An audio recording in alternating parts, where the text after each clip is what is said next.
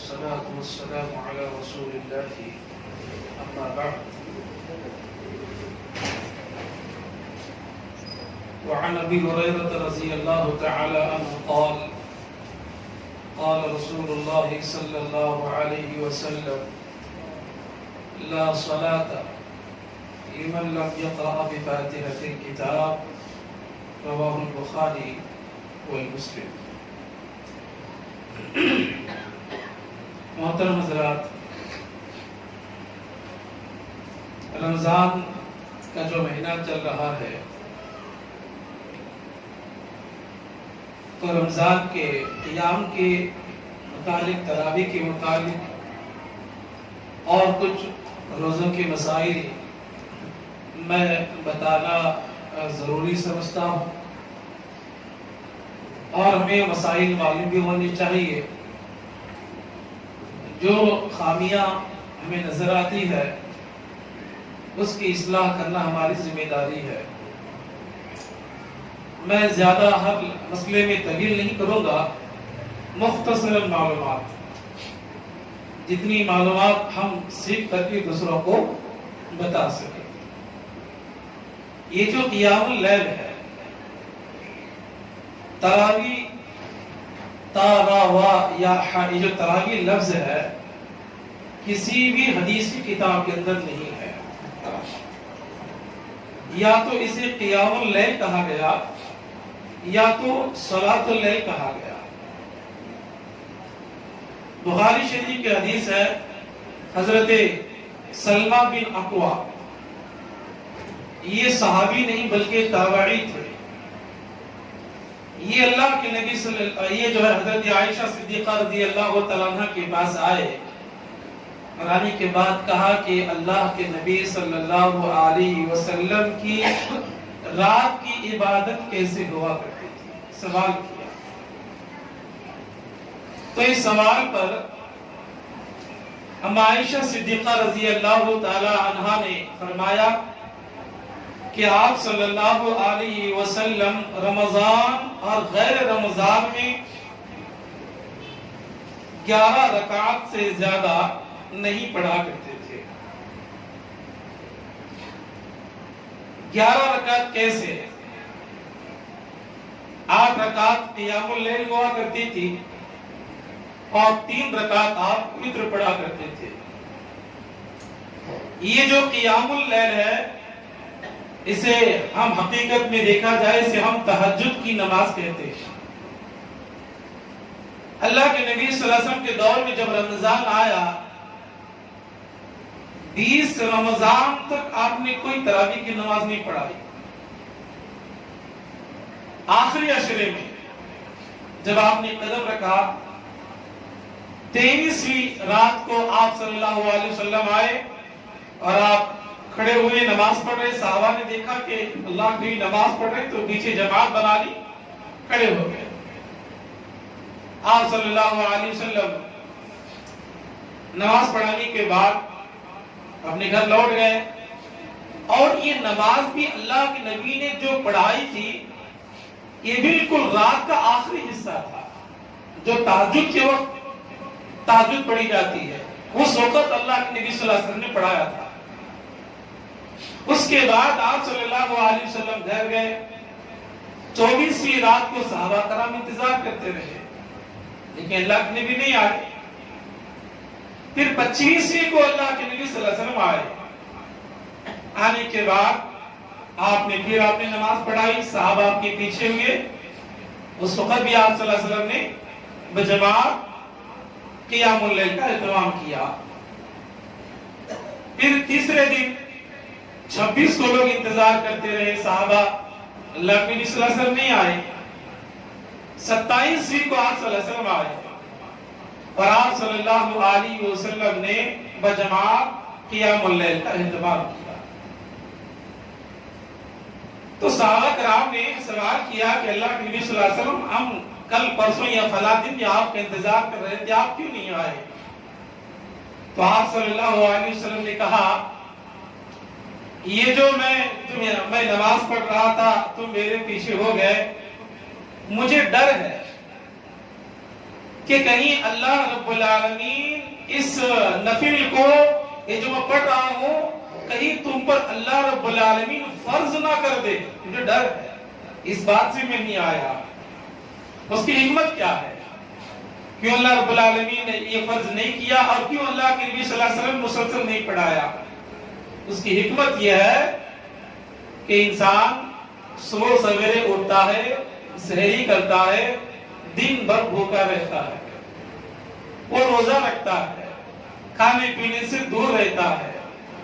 اب سارا دن وہ تھکان کے اندر رہتا ہے. اب سارا دن بھوکا پیاسا رہ کر کے وہ افطار کے وقت افطار کرتا ہے، اور پھر اگر آ کر کے اور اسے جو ہے 8 رکعت جو ہے پڑھنا ہی ہے یا فرض کے طور پر ادا کرنا ہی ہے، تو میری امت پر ایک گراں گزرے گی. یہ حکمت تھی. یہ مختصراً ہے. عمر بن خطاب رضی اللہ تعالیٰ عنہ کا دور آیا، ابو بکر صدیق و اللہ کے نبی صلی اللہ علیہ وسلم دنیا سے چلے گئے. عمر بن خطاب رضی اللہ تعالیٰ عنہ مسجد میں آئے. آنے کے بعد دیکھا کہ کچھ صحابہ کوئی وہاں جماعت بنا کر کے پڑھ رہا ہے، کوئی وہاں جماعت بنا کر کے پڑھ رہا ہے. شوق تھی. تو عمر بن خطاب رضی اللہ تعالیٰ عنہ نے یہ سوچا کہ کیا ہی اچھا ہوگا کہ سارے لوگوں کو اکٹھا کر کے ایک جماعت ایک امام کے ساتھ پڑھیں. تو عمر بن خطاب رضی اللہ تعالیٰ عنہ کے دور میں یہ جماعتی شکل ہوئی، اور جو اللہ کے نبی صلی اللہ علیہ وسلم نے پڑھایا تھا وہ رات کے آخری حصے میں پڑھایا تھا. عمر بن خطاب رضی اللہ تعالیٰ عنہ نے رات کے پہلے حصے میں شروع کیا. یہ مختصراً ہے. اس کے علاوہ اللہ کے نبی صلی اللہ علیہ وسلم نے رمضان اور غیر رمضان میں اس سے زیادہ نہیں پڑھا ہے. اب یہاں ایک بات پیدا ہوتی ہے اس تراویح کے متعلق. 8 رکعت ہم پڑھتے ہیں، 3 رکعت وتر پڑھتے ہیں. کچھ لوگوں نے سوال کیا کہ ہر رکعت میں کیا ہمیں سورہ فاتحہ پڑھنا ہے؟ تو بخاری کی وہ حدیث ہے، اللہ کے نبی صلی اللہ علیہ وسلم کہتے ہیں کہ لا صلاۃ لمن لم یقرأ بفاتحۃ الکتاب. جس نے سورہ فاتحہ نہیں پڑھی اس کی نماز ہی نہیں ہوئی. چاہے فرض نماز ہو، سنت ہو، نفل ہو، نماز استسقاء ہو، عیدین کی نماز ہو، جنازے کی نماز ہو، ہر نماز میں سورہ فاتحہ کا پڑھنا ضروری ہے. اور آپ 8 رکعت کے ہر رکعت میں امام کے پیچھے آپ سورہ فاتحہ پڑھیں گے. اس حدیث کو حضرت ابو ہریرہ رضی اللہ تعالیٰ عنہ نے جب بیان کیا تو حضرت ابو ہریرہ سے کچھ صحابہ نے سوال کیا کہ ہم امام کے پیچھے ہو تب بھی ہم سورہ فاتحہ پڑھیں؟ تو حضرت ابو ہریرہ رضی اللہ تعالیٰ عنہ کہتے ہیں ہاں، ہم امام کے پیچھے ہو تب بھی پڑھیں. ہم اسی طرح اللہ کے نبی صلی اللہ علیہ وسلم کے دور میں کیا کرتے تھے. اور کچھ چیزیں میں نے دیکھی، جیسا کہ تراویح کی نماز پڑھی ہے، امام سب پڑھا رہے ہیں، سب پڑھی ہے. پیچھے ایک آدمی آیا، اب اس نے عشاء پڑھی ہے نہ پڑھی، اب اس کو عشاء پڑھنا ہے. تو اس صورت میں وہ کیا کرے؟ کہ وہ الگ سے کھڑے ہو کر کے 4 رکعت فرض پڑھ کر کے تراویح کی نماز میں شامل ہو، یا کوئی اور مسئلہ ہے؟ دیکھیں حقیقت میں آپ کو بتاؤں، اگر تراویح کی نماز چل رہی ہے، بعد میں ایک شخص آیا اس نے عشاء کی نماز نہیں پڑھی ہے، تو اس کو چاہیے کہ وہ آئے اور فرض کی نیت کرتے ہوئے وہ تراویح کی نماز ہی میں شامل ہو جائے. 2 رکعت ہونے کے بعد جب امام سلام پھیرتا ہے آپ کھڑے ہو جاؤ، 2 پڑھ کر کے 4 مکمل کر لو. اس کی دلیل کیا ہے؟ معاذ بن جبل رضی اللہ تعالیٰ عنہ ایک مسجد میں نماز پڑھایا کرتے تھے. نماز پڑھا کر کے عشاء کی نماز پڑھانے کے بعد آپ جب اپنے محلے میں جاتے تو وہاں امام کی ضرورت پڑتی تھی. تو معاذ بن جبل رضی اللہ تعالیٰ عنہ حالانکہ پہلے فرض پڑھ چکے تھے، وہاں جا کر کے آپ ان کو نماز پڑھاتے تھے. تو دوسری مرتبہ جو انہوں نے فرض کی نماز پڑھائی، معاذ بن جبل رضی اللہ تعالیٰ عنہ کے لیے وہ نافل ہے، لیکن پیچھے والوں کے لیے وہ کیا ہے؟ فرض ہے۔ تو اس صورت میں آنے والا الگ سے پڑھ کر کے جو ہے شامل ہونا یہ درست نہیں ہے، بلکہ آپ الحمدللہ شامل ہو جاؤ، آپ اپنی عشاء پوری کر لو، اور بقیہ آپ کی جو بھی تراویح چکی ہے، بھلے ہی یہاں پر امام کی وتر ہو جائے، فکر نہیں ہے، آپ اپنی 8 پوری کر کے آپ الگ سے وتر پڑھ لو۔ اور ایک سوال، اب ایک ہم لوگوں نے وتر کی نماز پڑھ لی، تراویح بھی ہو گئی، اب ہم جا کر کے سو گئے، اچانک نیند نہیں آ رہی ہے، رات کے 2 بجے ہم بیدار ہوئے اور نماز پڑھنے کا من کر رہا ہے، تو کیا وتر کے بعد ہم رات میں اور نفل پڑھ سکتے ہیں؟ تو جائز ہے، پڑھ سکتے ہیں۔ اللہ کے نبی صلی اللہ علیہ وسلم کی حدیث ہے کہ تم اپنی رات کی آخری نماز وتر کو بنا لو، یہ بہتر ہے۔ آپ کی آخری نماز رات کی جو ہے وتر ہونی چاہیے، لیکن اللہ کے نبی صلی اللہ علیہ وسلم سے ثابت ہے کہ آپ صلی اللہ علیہ وسلم رات میں 8 رکعت پڑھا کرتے تھے، 3 رکعت وتر پڑھا کرتے تھے، وہیں تھوڑی دیر لیٹ جایا کرتے تھے، بالکل فجر کی اذان ہونے سے پہلے آپ صلی اللہ علیہ وسلم 2 رکعت پڑھا کرتے تھے۔ دیکھیں نفل کی کوئی قید نہیں ہے، سنت یہ ہے کہ 8 رکعت ہے، یہ اللہ کے نبی کی سنت ہے، نفل کے لیے قید نہیں ہے۔ اب ایک صحابی جیسا کہ میں نے بتایا اپنے محلے میں انہوں نے تراویح کی 8 رکعت نماز پڑھائی، ایک اور ایک حدیث ہے 8 رکعت پڑھائی اور وتر کی نماز بھی پڑھ لی۔ غالباً ابو موسیٰ اشعری رضی اللہ تعالیٰ عنہ ہے، وتر کی نماز بھی پڑھ لی، پڑھنے کے بعد اپنے محلے میں جانے کے بعد دیکھا کہ وہاں امام کی ضرورت ہے، تو انہوں نے پھر 8 رکعت پڑھائی، لیکن جب وتر کی بات آئی تو انہوں نے کہا وقال النبی صلی اللہ علیہ وسلم لا وتران، اللہ کے نبی نے کہا ایک رات میں 2 وتر نہیں ہو سکتی، میں نے تو 8 رکعت پڑھا لی، اب کوئی آگے آئے اور وتر پڑھا کر کے مسئلہ ختم۔ اس حدیث سے پتہ چلا کہ جو ہے نفل نماز ہم پڑھ سکتے ہیں۔ اب کچھ لوگ کہتے ہیں کہ مولانا ہم یہاں پہ وتر پڑھ لیے، سحور کر کے میں تہجد پڑھتا ہوں، حالانکہ یہی تہجد کی نماز ہے، غیر رمضان میں ہم اسے اول وقت میں پڑھتے ہیں، رمضان میں پہلے وقت میں پڑھی جا رہی ہے۔ اگر کوئی بعد میں نفل پڑھ رہا ہے تو پڑھ سکتا ہے، کوئی حرج کی بات نہیں ہے۔ یہ مختصراً جو ہے لوگوں کے سوالات تھے۔ اور روزے کی حالت میں کچھ لوگوں نے بتایا کہ کیا کرنا ہے کیا نہیں کرنا ہے۔ میرے عزیز دوستوں، روزے کی حالت میں آپ سر پر تیل لگا سکتے ہیں، روزے کی حالت میں آپ اپنے ناخن کاٹ سکتے ہیں، روزے کی حالت میں آپ اپنے بال کٹوا سکتے ہیں، روزے کی حالت میں آپ اگر بیمار ہو گئے، آپ کو بخار آ گیا یا آپ کی طبیعت بگڑ گئی، تو ایسی صورت میں آپ انجیکشن لگوا سکتے ہیں، بشرطے کہ وہ انجیکشن صرف دوا کے لیے ہو۔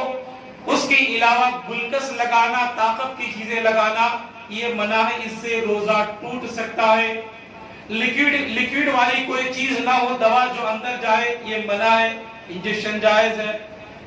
یہ ساری چیزیں روزے کی حالت میں۔ اسی طرح زیادہ گرمی ہونے سے اللہ کے نبی صلی اللہ علیہ وسلم اپنے سر پر پانی ڈالا کرتے تھے، پانی ڈال سکتے ہیں۔ یہ تمام چیزیں روزے کی حالت میں جائز ہیں۔ اور یہ جو تراویح کی نماز ہے، کچھ لوگوں نے کہا کہ کیا مولانا روزہ تو 11 ہو رہا ہے، آپ کے صرف 2 یا 3 پارے چل رہے ہیں، جز چل رہے ہیں قرآن کے۔ دیکھیے رمضان میں قرآن کریم کا ختم ہونا، ختم کرنا ہی ضروری نہیں ہے۔ پورے مکمل رمضان میں قرآن کو پڑھ کر کے ختم کرنا وہ ضروری نہیں ہے، بلکہ وہ آپ اپنے اکیلے سے پڑھ کر کے جو ہے قرآن کو ختم کر سکتے ہیں، وہ آپ کے اوپر جو ہے وہ آپ کا ثواب ہے۔ لیکن رمضان میں جو ہے پورے رمضان میں 30 پارے پڑھنا ہے، ضروری ہے، ایسی کوئی بات نہیں ہے۔ کچھ لوگ ہوتے ہیں ہر دن 3 پارے پڑھ کر کے 10 دن میں قرآن ختم کر دیتے ہیں، اس کے بعد تراویح خلاص۔ اب ان سے پوچھا جائے کہ ہماری تو جو ہے ہم نے پورا قرآن سن لیا ہے، تراویح کی ضرورت نہیں ہے۔ اور کچھ ایسے لوگ بھی ہیں جو شبینہ کی نماز پڑھتے ہیں. شبینہ کی نماز سے مراد پورے رمضان و تراویح کی نماز نہیں پڑھتے، بلکہ آخر 27ویں رات میں وہ کھڑے ہو جاتے ہیں، ایک ہی رات میں یعلمون تعلمون پڑھتے ہوئے پورا قرآن ختم کر دیتے ہیں اور کہتے ہیں کہ خلاص ہماری تراویح ہو گئی. اسے شبینہ کی نماز کہا جاتا ہے. یہ بھی غلط ہے. قرآن جتنا پڑھا گیا اتنا پڑھیں. آپ اپنے سے بھی پڑھیں، قرآن کو سنیں. قرآن کا ختم کرنا ہی ضروری نہیں ہے. اور کچھ نے کہا، میں نے کہا کہ بھائی ہماری مسجد کو آؤ، نئی مسجد ہے. تو شخص کہتا ہے کہ نہیں، ہمارے مولانا نے کہا ہے کہ یہ ایک مسجد میں جہاں شروع کیے پوری تراویح وہی پڑھنا، ورنہ نماز نہیں ہوتی ہے. یہ بات بھی غلط ہے. اللہ رب العالمین کے گھر ہیں، آپ جہاں چاہیں جیسے وقت ملتا ہے آپ جاؤ، اللہ رب العالمین کی جو ہے عبادت بجا لاؤ. ہر جگہ آپ پڑھ سکتے ہیں. میں اللہ رب العالمین سے دعا کرتا ہوں کہ اللہ رب العالمین ہمیں صحیح مسائل کو سمجھتے ہوئے صحیح اعمال کرنے کی اللہ ہمیں توفیق عطا فرمائے. آمین یا رب العالمین. وآخر دعوانا الحمدللہ رب العالمین. السلام علیکم ورحمۃ اللہ.